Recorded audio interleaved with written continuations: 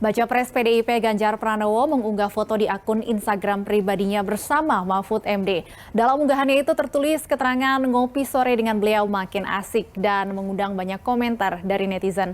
Sementara itu belum lama ini Menko Polhukam Mahfud MD juga mengaku sempat bertemu dengan Ketua Umum PDI Perjuangan Megawati Soekarno Putri.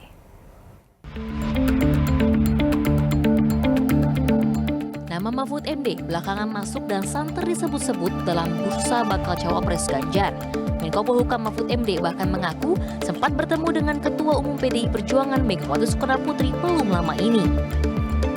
Mahfud tidak merinci kapan pertemuan ini terjadi, namun dirinya mengklaim tidak membicarakan soal Pilpres 2024 ketika bertemu Megawati. Sebelumnya ramai di media sosial usai Ganjar mengunggah foto ngopi bareng dengan Menko Polhukam Mahfud MD dan minum 2 cangkir kopi di atas meja dan tertawa bersama-sama. Terkait unggahan ini, Mahfud pun angkat bicara. Enggak, kita tahu bahwa keputusan itu ada di pimpinan partai dan pimpinan partai sudah punya pertimbangan dan ukuran-ukuran sendiri. Oleh sebab itu kita enggak bicara soal capres, cawapres apa. Kita tahu itu misalnya kalau untuk koalisinya PDIP itu nanti akan ditentukan oleh koalisi yang dipimpin oleh Bu Megawati. Sekjen PDIP Hasto Kristianto juga menyebutkan beberapa nama yang masuk dalam bursa cawapres Ganjar. Seperti Waketum Golkar Ridwan Kamil hingga Menko Polhukam Mahfud MD yang dibahas dalam pertemuan tertutup Ketua Umum PDIP Megawati beberapa waktu lalu. Ya, di luar nama-nama yang sudah beredar juga bisa muncul suatu tokoh baru. Meskipun nama yang dikerucutkan itu 5 ya, sudah 5 dikerucutkan. Jadi sosok-sosok yang tidak memiliki ambisi bagi diri pribadi, bagi kelompoknya, atau bagi kepentingan bisnisnya, tetapi punya dedikasi bagi bangsa negara, ini juga dicari.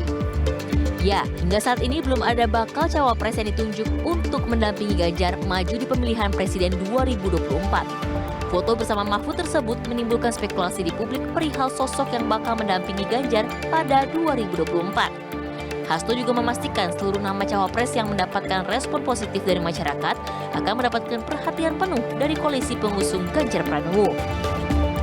Tim Liputan di Universe. Dan pemirsa, kami sudah terhubung secara daring dengan Eriko Sotarduga, Ketua DPP PDI Perjuangan dan pengamat komunikasi politik UGM Nyarwi Ahmad. Selamat sore Bapak-Bapak. Selamat sore, Assalamualaikum Stefani. Waalaikumsalam. Baik, saya ingin ke Bang Eriko terlebih dahulu. Kalau kemarin Pak Mahfud setelah ngopi ya dengan Pak Ganjar mengatakan perkara cawapres itu urusan Ketua Umum. Tapi kemudian Pak Mahfud juga mengungkapkan bahwa ternyata ia sudah bertemu dengan Ketua Umum nih, Bu Mega. Jadi apa artinya? Ada pembicaraan cawapres kah dalam pertemuan dengan Bu Mega antara Bu Mega dan Pak Mahfud?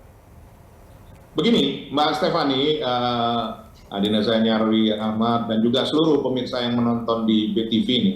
Saya harus sampaikan secara terbuka, tadi pun kami baru bertemu dengan Pak Mahfud MD di dalam acara di Gedung Arsip Nasional Republik Indonesia. Kebetulan saya mengantarkan Ibu Megawati untuk, karena ini adalah acara BPIP, mengundang seluruh menteri, jajaran menteri, dan ini juga beliau yang menyampaikan nanti sambutan pidato di acara tersebut. Dan tadi ketemu sama Pak Mahfud yang berbincang, lumayan lah beberapa waktu.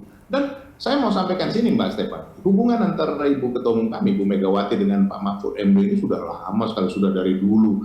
Bahkan dulu kan pada 2019 disampaikan bahwa beliau adalah salah satu calon yang paling juga hangat dibicarakan untuk menjadi calon wakil presiden. Kemudian ya beliau berdua bersama-sama di BPIP, bersama-sama di Badan Pembinaan Ideologi Pancasila. Dan memang hubungan itu sudah sangat intens. Kalau boleh dikatakan pada waktu BPIP tiap minggu mungkin 1-2 kali bertemu. Bahkan sekarang pun minimum 1 bulan sekali pasti bertemu. Ya tidak usah jauh-jauh, beberapa waktu lalu baru ketemu. Ini tadi ketemu dalam acara yang diprakarsai oleh BPIP dan berdua berkomunikasi. Kebetulan saya menyaksikan langsung berkomunikasi dan memang sangat hangat. Betul yang dikatakan Pak Mahfud. Kalau beliau berdua bertemu bukan membicarakan terus kemudian, oh ini bakal cawapres atau tidak. Nah, Mbak Stefani, Bung Nyarwi Ahmad, saya mau sampaikan di sini, Ketua Umum kami ini orang yang sangat bijaksana, yang betul-betul memberikan sesuatu penilaian itu bukan dari berbicara terus, Anda bagaimana visinya terhadap bagaimana kalau menjadi calon wakil presiden atau apa, tidak seperti itu. Bahkan boleh ditanyakan Mas Ganjar, apakah Ibu Ketua Umum kami pernah berbicara secara khusus untuk hal-hal itu? Tidak. Beliau berbicara biasa saja, berbicara secara normal, dan kemudian dalam hal apa substansi yang dibicarakan. Nah, nanti dari hal-hal seperti itu beliau melakukan penilaian, beliau melakukan penjajakan, beliau melakukan yang namanya kontemplasi. Beliau melihat seperti apa reaksi yang terjadi. Jadi beliau manusiawi dalam membina hubungan itu loh Mbak. Oke, jadi pertemuan Pak Mahfud dengan Bu Mega ini bukan sesuatu yang spesial begitu ya Bang Eriko, sudah rutin dilakukan?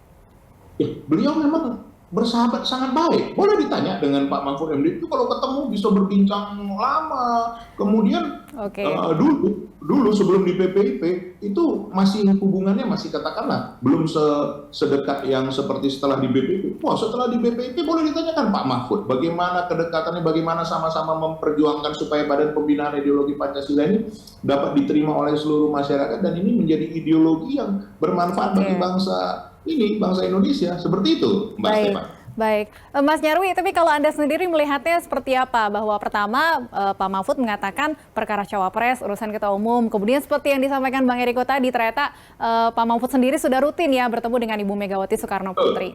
Mas Nyarwi? Ya, kalau menurut saya ya, betul bahwa mungkin Pak Mahfud itu sering ya intent bertemu tidak hanya ke Bu Mega, tapi ke para pengurus ya, misalnya Sekjen PDIP, Mas Hasto, dan mungkin Bung Eriko juga gitu ya. Tapi Pak Mahfud betul bahwa beliau ini bukan orang baru lah ya di lingkaran Bu Mega dan semuanya gitu, termasuk dengan Mas Ganjar. Tetapi menurut saya Stefani ya, Pak Mahfud ini kan salah satu sosok yang tidak hanya dipandang sebagai ahli, sebagai profesional, ahli hukum tata negara gitu ya. Tapi beliau ini juga nama yang populer dan punya pengaruh gitu ya. Dan ini kita tahu ya, Pak Mahfud ini kan beberapa kali sebelumnya 2019 kan pernah masuk di bursa ya sebagai hampir dicalonkan sebagai cawapres mendampingi Pak Jokowi sebelum kemudian pilihannya ke Pak Kiai Ma'ruf Amin gitu.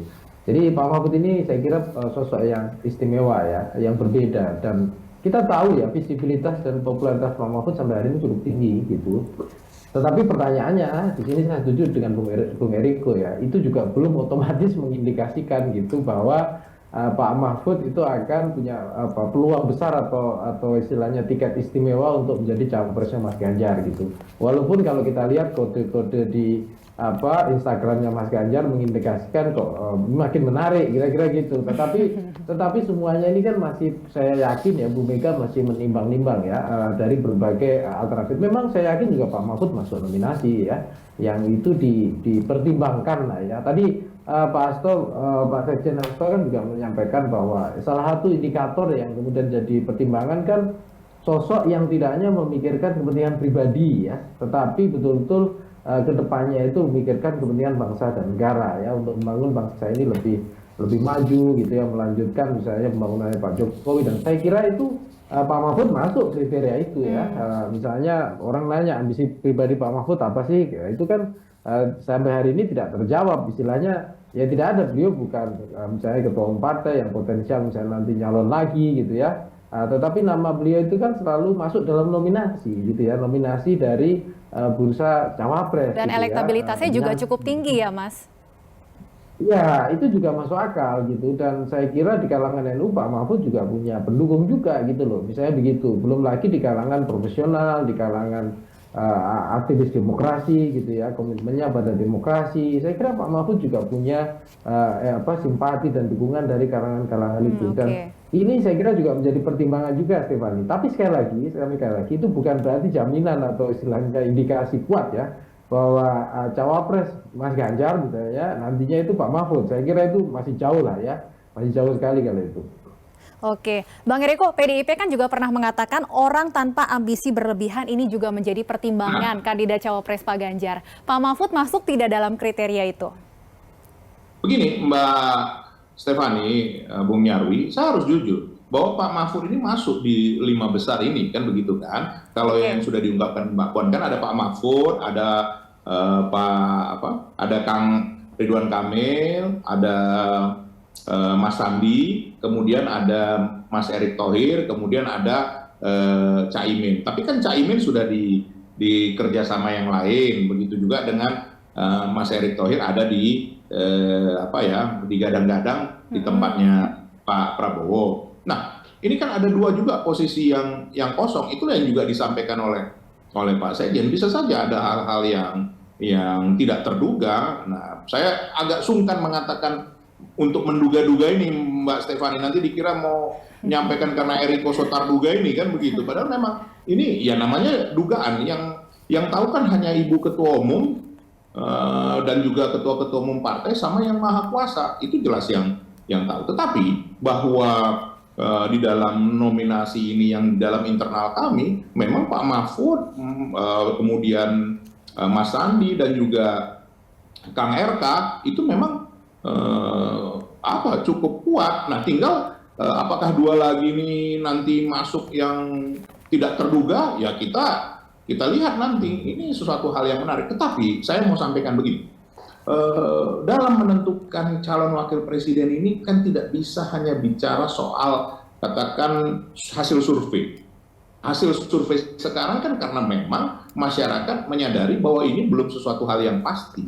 Karena ini semua masih bisa terjadi. Yang sudah mau menikah saja bisa batal kan begitu, Mbak Stefani, apalagi hal-hal lain. Nah, nanti kalau ini sudah terkomposisi, nanti akan terlihat. Pada waktu yang 2019 tidak pernah ada, katakanlah tidak masuk di dalam survei seperti wakil presiden sekarang Pak Kiai Ma'ruf Amin, tapi kan hasilnya sangat mumpuni, harus diakuin itu. Nah, begitu juga dengan pasangan Mas Ganjar ini. Kadangkala kita lupa, Mbak Stefani, bahwa yang paling utama itu sebenarnya adalah pilihan rakyat. Yang paling utama itu adalah ini sesuai sinergi nggak dengan Mas Ganjar. Dan yang ketiga, yang paling penting, ini menjadi menjadi daya ungkit untuk merebut hati rakyat dan memenangkan pemilu di 2024 ini. Seperti itu, Mbak Stefani. Baik, tapi yang jelas tadi Pak Mahfud masuk dalam top 5 ya, Bang Eriko. Jadi finalisasinya kapan nih, Bang?